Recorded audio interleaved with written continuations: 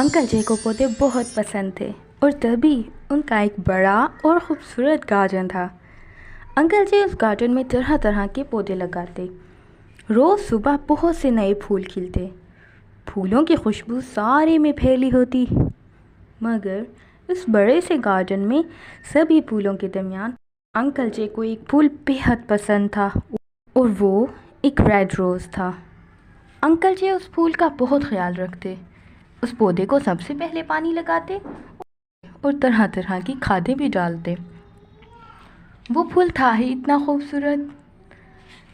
लेकिन एक दिन अंकल जी ने क्या देखा कि एक बुलबुल अपनी चोंच उस खूबसूरत फूल पर टिकाए उसकी खुशबू सूंघ रही है। दूसरे दिन भी बुलबुल ऐसे ही आई और फूल को सूंघती रही। फिर तीसरे दिन अंकल जी ने क्या देखा कि बुलबुल के चोंच रखने से फूल की बहुत सी पत्तियां टूटकर नीचे गिर गई हैं। अंकल जी को तो बहुत गुस्सा आया। अंकल जी ने जाल लगाया और उस बुलबुल को पकड़ लिया और एक पिंजरे में कैद कर दिया। बुलबुल रोने लगी और कहने लगी, आपने मुझे क्यों पकड़ लिया और कैद कर दिया? क्या आपको मेरा चहचहाना पसंद नहीं? मगर बाग ही मेरा घोंसला है। जब चाहती हूँ किसी फूल को सूंघकर फ्रेश हो जाती हूँ।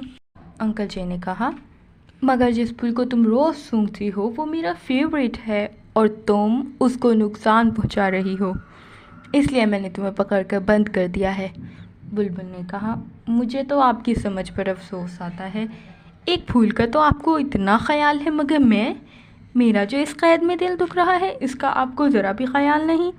अंकल जी ने जब ये सुना तो बहुत शर्मिंदा हुए और बुलबुल का पिंजरा खोल दिया। बुलबुल उड़ी और एक दरख्त पर जा बैठी। फिर कहने लगी, आपने मुझ पर एहसान किया है, इसीलिए मुझे भी चाहिए कि इसका बदला दूं। मेरी बात गौर से सुने।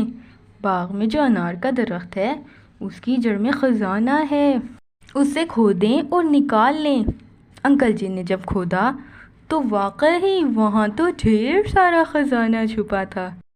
अंकल जी ने वो सारा ख़जाना निकाल लिया क्योंकि वो उनकी नेकी का सिला था। Thanks for watching this video. You can also subscribe our channel by hitting the subscribe button below. Share this video with your family and friends.